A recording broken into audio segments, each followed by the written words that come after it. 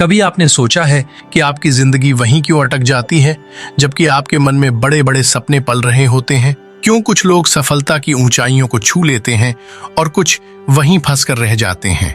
असल में फर्क आपके हालात या किस्मत का नहीं, फर्क होता है उस समय का जब आप खाली बैठते हैं। खाली दिमाग न सिर्फ आपको सुस्त बना देता है बल्कि आपके सपनों और आत्मविश्वास को धीरे धीरे खत्म कर देता है। ये कहानी अमित नाम के एक साधारण लड़के की है जो नवगांव नाम के छोटे से गांव में रहता था।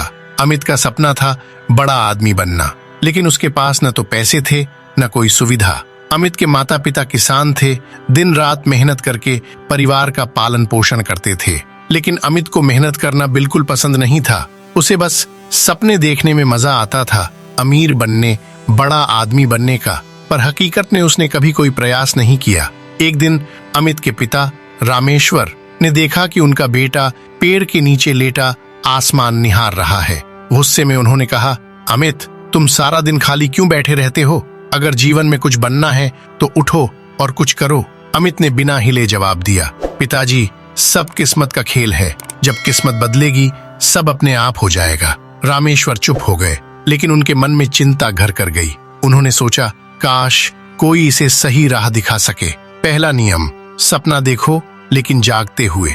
एक दिन अमित गांव के बाहर नदी के किनारे अकेला बैठा था, उदास और खोया हुआ। वो सोच रहा था, मेरी किस्मत कब बदलेगी? तभी वहां से बुजुर्ग साधु स्वामी विवेकानंद गुजर रहे थे। उनके चेहरे पर गहरी शांति और तेज था। उनकी आंखों में ऐसा आकर्षण था कि कोई भी उन्हें अनदेखा नहीं कर सकता था। स्वामी ने अमित को देखा और पूछा, बेटा, तुम इतने उदास क्यों बैठे हो? अमित ने धीरे से कहा, महाराज, मैं सफल होना चाहता हूँ, लेकिन किस्मत मेरा साथ नहीं देती। स्वामी मुस्कुराए और बोले, सफलता किस्मत से नहीं, कर्म से मिलती है। क्या तुम सीखने के लिए तैयार हो?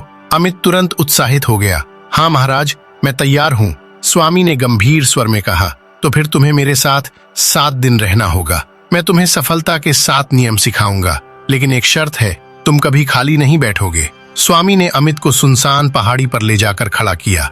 वहां न कोई आरामदायक जगह थी, न छांव, बस चारों ओर पत्थर और सूखी मिट्टी। अगर सफल होना है तो सपने देखो, लेकिन आंखें बंद करके नहीं, जागते हुए, खुले दिल से। अमित हैरान होकर बोला, महाराज, इसका क्या मतलब है? क्या सपना देखना गलत है? स्वामी मुस्कुराए, सपना देखना गलत नहीं है बेटा, लेकिन सिर्फ सोचना और बिना कुछ किए बैठ जाना ही समस्या है। तुम्हारे सपने वे हैं जो तुम्हें चैन से सोने न दें और हर सुबह तुम्हें उठाकर मेहनत करने के लिए मजबूर करें। स्वामी ने एक पत्थर उठाकर अमित के सामने रखा और कहा, यह पत्थर भी अपने आप सोने में नहीं बदलेगा जब तक कोई इसे तराशे नहीं। ठीक वैसे ही तुम्हारे सपने भी अधूरे रहेंगे जब तक तुम उन्हें आकार देने के लिए मेहनत नहीं करोगे। अमित ने पहली बार अपने भीतर झांकते हुए सिर झुकाया। उसे समझ आ गया कि सपना देखो, लेकिन जागकर मेहनत करना अनिवार्य है। दूसरा नियम, काम में लगो, खाली बैठना मौत है। अगली सुबह स्वामी ने अमित को बुलाया। ठंडी हवा चल रही थी और सूरज धीरे धीरे ऊपर निकल रहा था। आज तुम्हारा काम है, स्वामी बोले, इन 100 पत्थरों को इस जगह से उठाकर उस पहाड़ी के पास ले जाना। अमित चौंक गया, महाराज, ये तो बेकार का काम है, इससे क्या हासिल होगा? न कोई मकसद, न कोई फायदा। स्वामी शांत भाव से मुस्कुराए और बोले, काम का कोई छोटा या बड़ा मतलब नहीं होता। असली बात यह है कि तुम व्यस्त रहो। जब मन खाली होता है तभी आलस, डर और शंका जन्म लेते हैं। अमित ने अनमने मन से पत्थर उठाने शुरू किए। हर पत्थर भारी था और सूरज की गर्मी बढ़ रही थी। शुरुआत में उसे गुस्सा आया, लेकिन धीरे धीरे उसका ध्यान सिर्फ काम पर केंद्रित हो गया। दिन के अंत में वो थक चुका था, पसीने से तरबतर, लेकिन उसके मन में अजीब सी शांति और संतोष था। स्वामी पास आए और बोले, देखा अमित, तुम थके हुए हो पर निराश नहीं। जब तुम काम में लगे रहते हो, तुम्हारे पास असफलता के बारे में सोचने का भी समय नहीं होता। अमित ने सिर हिलाया। उसे समझ आ गया कि काम में लगो, खाली बैठना मौत है। तीसरा नियम, धैर्य रखो। तीसरे दिन स्वामी ने अमित को खेत के पास ले जाकर बीजों का एक छोटा थैला दिया और कहा, इन बीजों को इस जमीन पर बो दो और हर दिन इन्हें पानी दो। अमित ने उत्साह से बीज बो दिए। शाम को जाकर देखा कि कहीं अंकुर नहीं निकला। अगले दिन भी उसने पानी दिया और उम्मीद से जमीन को निहारा, लेकिन परिणाम वही रहा। तीसरे दिन अमित चिढ़ गया और स्वामी से गुस्से में बोला, महाराज, मैंने 2 दिन से मेहनत की है लेकिन कुछ नहीं हुआ, ये सब बेकार है। स्वामी मुस्कुराए और बोले, अमित, क्या बीज इतने जल्द अंकुरित हो सकते हैं? सफलता भी ऐसे ही होती है। बीज बोने के बाद तुरंत फल नहीं मिलता। जो धैर्य रखता है वही असली फल का स्वाद चखता है। अमित ने सिर झुका लिया। पहली बार उसने महसूस किया कि वो हमेशा अपनी जिंदगी में जल्दी जल्दी सब कुछ पाना चाहता था, बिना सब्र किए। चौथा नियम, सीखना कभी मत छोड़ो। चौथे दिन स्वामी ने अमित को एक पुरानी मोटी किताब दी। पन्ने पुराने थे लेकिन उनमें जीवन के गहरे रहस्य छुपे थे।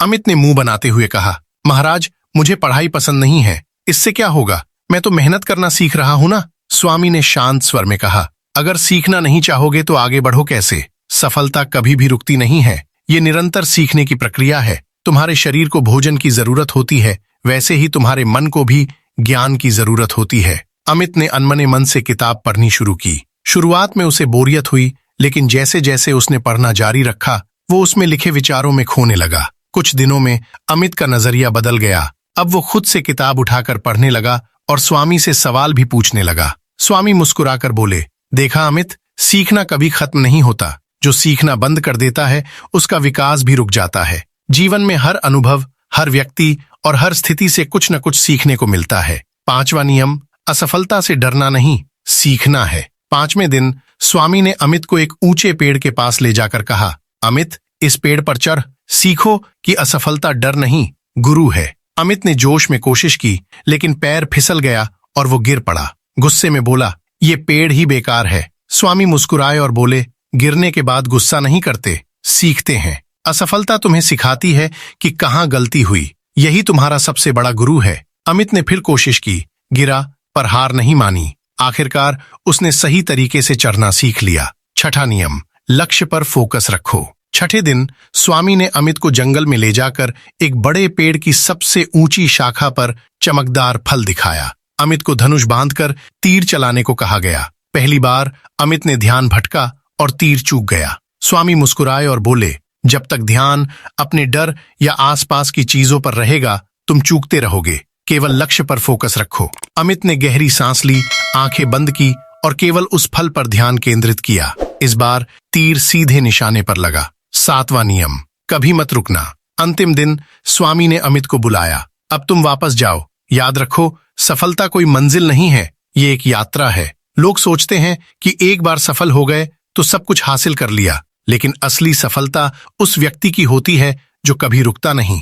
अमित चुपचाप सुन रहा था। स्वामी बोले, तुमने सीखा कि खाली बैठना मौत के समान है। हर दिन कुछ नया सीखो, हर दिन कुछ नया करो, चाहे प्रगति छोटी हो, बस रुको मत। यही सफलता का सबसे महत्वपूर्ण नियम है। प्रेरक उदाहरण, रघु की कहानी। स्वामी ने अमित को एक मजदूर की कहानी सुनाई। रघु एक पत्थर तोड़ने वाला सुबह से शाम तक मेहनत करता था। कई बार पत्थर टस से मस भी नहीं होते, लेकिन उसने हार नहीं मानी। एक दिन रघु को बड़ा पत्थर मिला। उसने 100 बार लगातार वार किया। आखिरी वार में पत्थर फट गया। लोग हैरान हुए।